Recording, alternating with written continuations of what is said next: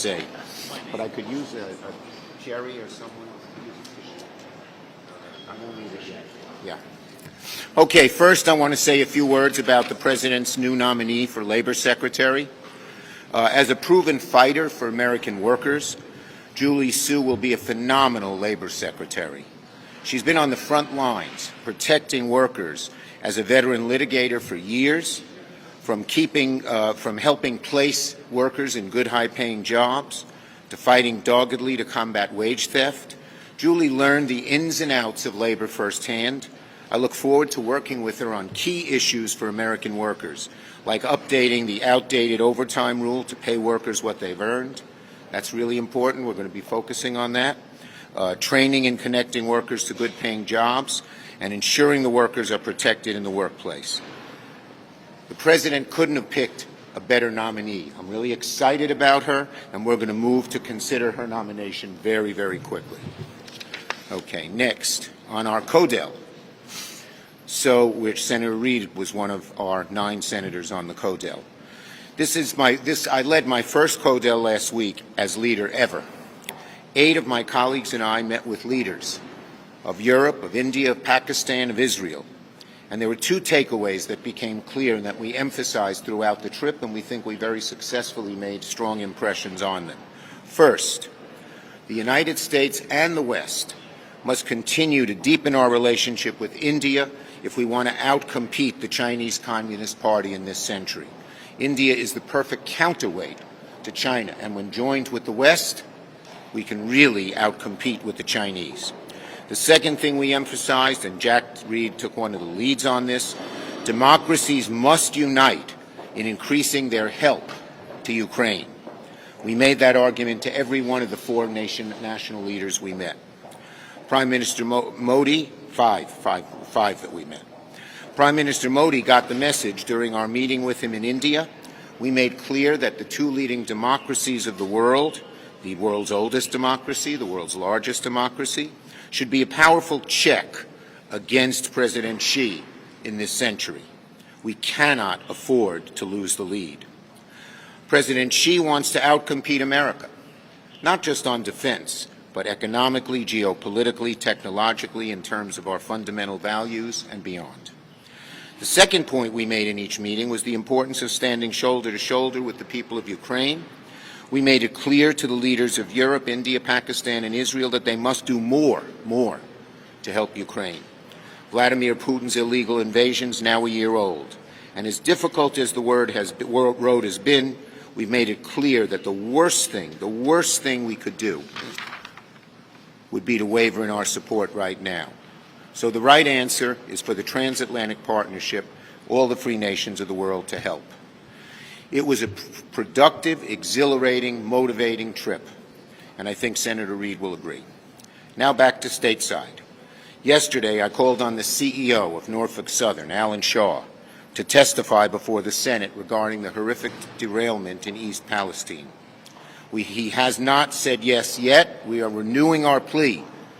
Mr. Shaw, you have an obligation after what happened to testify before the Senate. The accident was awful, devastating to the community, worst of all, preventable, according to the NTSB. But just don't take the NTSB's word for it. We all knew. For years, Democrats have pushed and even successfully secured stronger safety standards for rail around the country. But rail companies spent years pushing the federal government, particularly the Trump administration, to repeal the safety standards intended to prevent accidents like the one that happened in Ohio. Was Norfolk Southern advocating for these rollbacks? Of course they were. Why, after reporting over $3 billion in profit last year, did they lay off thousands of workers in the same year? $3 billion of profits and worker layoffs all at the same time? More pointedly, why would Norfolk Southern launch a $10 billion stock buyback last year when they could have and clearly should have used that money to upgrade safety equipment? So again, I'm calling on him to testify, Mr. Shaw, as soon as possible. Norfolk Southern, you've broken your trust with the American people. The American people, and of course the people of East Palestine, deserve answers. On student debt, lastly, today oral arguments will begin on President Biden's student debt relief plan, a plan that is nothing short of a lifeline for tens of millions of Americans, giving them a new lease on life. Now, Republicans talk a big game about helping working people, but today's case, pushed by Republicans who oppose student debt relief, is a slap in the face to working Americans across the country. Let me be clear. 90% of the relief going to out-of-town borrowers, out of school, 90% of the relief going to out-of-school borrowers will go to those earning less than $75,000 a year. This is not some giveaway to the rich. That's utter bull put together by Republicans who don't want to help students.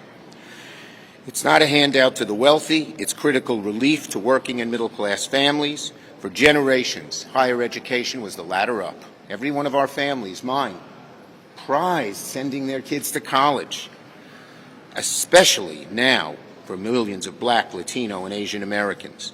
But over the years, the student debt that comes alongside a college degree has created not a ladder up, but an anchor weighing down Americans, making it harder to buy a house, start a car, start a family, move jobs. In other words, the burden of student debt has made it harder for Americans to achieve the American dream. That's what's at stake before the Supreme Court.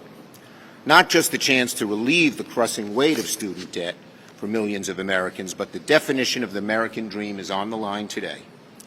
And wrapping it up. So, all this to say, the Senate's back. Here we are. I landed from Israel Saturday night.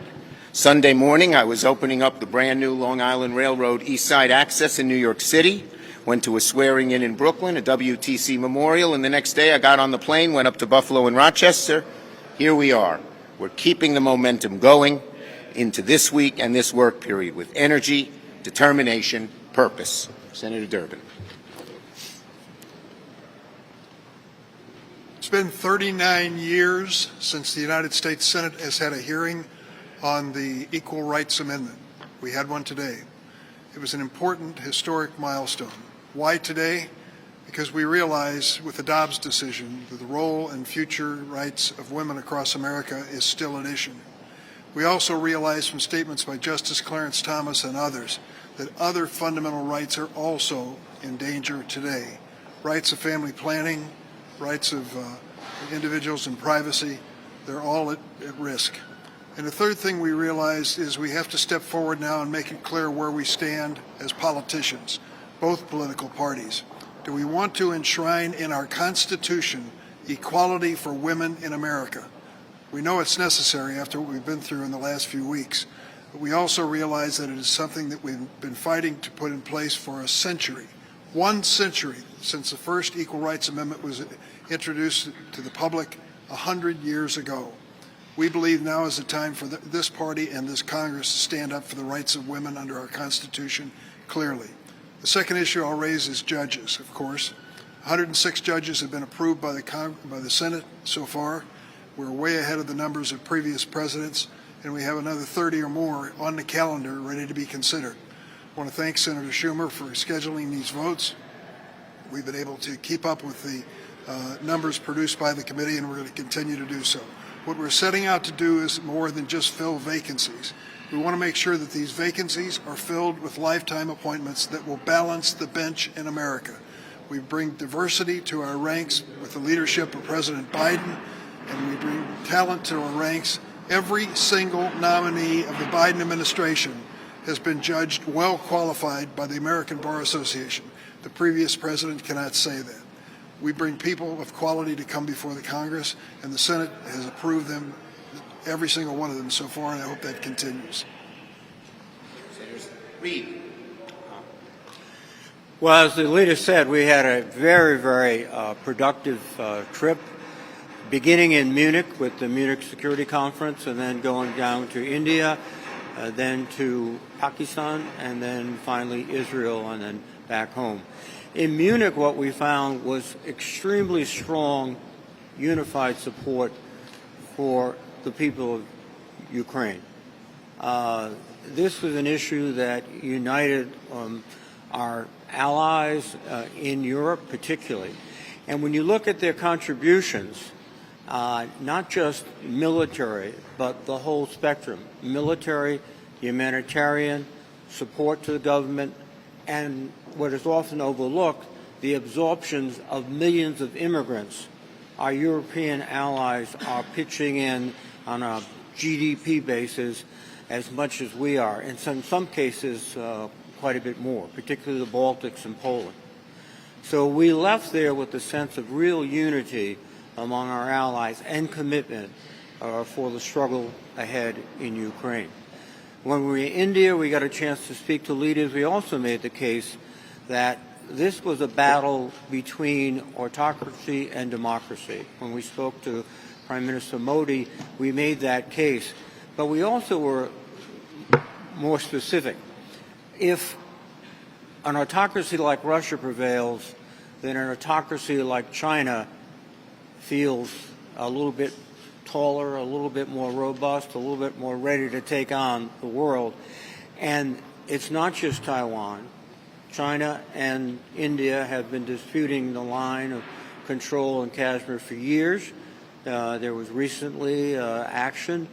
So the battle in Ukraine will have impacts there too. And what we stressed with India was the United States should be cooperating, coordinating, along with other Pacific allies like Japan, Australia, and the United States and India should start thinking about cooperative development and co-production of systems so we can expand our defense industrial base. We found recently that that defense industrial base is being severely tested by the conflict in Ukraine. We made the same message in Israel. When we talked to the Prime Minister, we indicated that if Russia wins, Iran wins. Iran is providing weapons systems to the Russians. The Russians, I think, will be reciprocating in some way. So this is not just about a struggle, Ukraine versus Russia. This is democracy versus autocracy. And for many countries, this will significantly increase the threat that they will see regionally. And it was a very productive trip, and I think we're going to get significant cooperation going forward. Senator Stebbins. Well, the trip that Senator Schumer and Senator Reid talked about is incredibly important, and the issues that Senator Durbin is talking about as well moving forward are very, very important, and we are committed to moving forward. But we also are committed to reminding people that the last Congress under Democratic majorities was one of the most productive in generations, and now the federal government is implementing what we did in those 2 years. And American families and communities are seeing the benefits of that every day. For instance, we're lowering the cost of health care. 2 examples. If you are 65 or older, if you're a person with disabilities on Medicare, you now are not required to pay any more than $35 a month for your insulin. This is hundreds and hundreds of dollars in savings and saving lives. And this is something we've already accomplished. The shingles vaccine is now free for people on Medicare, saving hundreds of dollars for our seniors. Second, we have the strongest economy in a generation, and we're bringing jobs home. This is very exciting to me as a Michigan manufacturing state when we see the renaissance in manufacturing and the fact that we are literally bringing jobs home. We have semiconductor plants and battery plants and other clean energy manufacturing that's opening across the country that's going to create literally tens of millions of jobs because of what we've already accomplished in the last 2 years. And we're investing in our rural communities with my chair of agriculture committee hat on. I'll just give one example. Affordable high-speed internet is now happening through investments through the U.S. Department of Agriculture, which are critical to connecting people at work, our schools, our hospitals, our small businesses, our farmers. In Michigan, I'm excited to say that homes and businesses and farms in the Upper Peninsula, the northernmost part of Michigan, will soon have access to high-speed internet thanks to the funding in the Reconnect program. This is about real people, real lives, making a difference in their success, their children's success, their health care every single day. That's what we are focused on. We are focused on making people's lives better, even as we tackle the issues now right in front of us moving forward. And the good news is American families are seeing results every day. Thank you, Deb. Senator Yes. Can you respond to the Energy Department's conclusion that the COVID pandemic most likely arose from a lag leak and whether the classified information about that should be revealed? Okay, the bottom line is we've got to get to the bottom of this. The Biden administration is committed to it. They have all kinds of people looking at it, and we'll wait to see their results. Once the results occur, it depends. I'd have to look at what kind of classified information and sources and everything like that were there. Leader Schumer, would you consider releasing the footage from January 6th to media, considering the fact that McCarthy has handed it to one outlet? Look, I think what McCarthy did was despicable. It damaged our security. And certainly is something, you know, when he listens to a small group at the MAGA right, he's going to run into trouble himself. As for releasing it, security has to be the #1 concern. Yes? As soon as next week the Senate can vote on a resolution to block the new changes to the D.C. criminal code, how do you see that playing out, and will you be encouraging your fellow Democrats to oppose this? Okay, look, we Senate Democrats care about D.C. political autonomy. We also care a lot about safety and security of D.C. residents. As you know, it's a privileged motion. It ripens next week, and there'll be a vote shortly thereafter. Leader Schumer, this Gang of 8 briefing later this afternoon. What is your #1 question and concern as you go into this briefing? What are you looking to? Look, the lead has been taken by Senator Warner. I have backed him up on this, but we want to make sure that intelligence stuff is protected as much as possible. That's the key. Yes, young man over there. I think this is your first question. What's your name? Eric. Hi, Eric. This is we're very friendly around here. Can't wait to get to know him. Even friendlier and nicer. So, do Democrats have the votes to pass Mayor Garcetti's nomination to the Police Committee? Do you personally support his nomination? Okay, the bottom line is, as you know, the vote has been postponed another week. The ranking member of Foreign Relations wanted a postponement. We'll have to wait to see what happens in committee. Yes. On the bill to ban TikTok, allowing President Biden to do so, are you supportive of bringing that up in the Senate if it makes it over here? Do you believe it Look, constitutes we a have security to risk? we have to make sure that China is not getting information, and a number of our committees are looking at that very carefully. Leader Schumer, on the Thank you, AUMF, everybody. On the AUMF, AUMF, last one. on the AUMF, do you plan on bringing up that? I do want to bring it up. We have a large number of Republican sponsors, and we're working on the Senate Foreign Relations Committee to get a vote on it as soon as we can. Senator, Thank you. On Julie Sue? Julie Sue, I said something. No.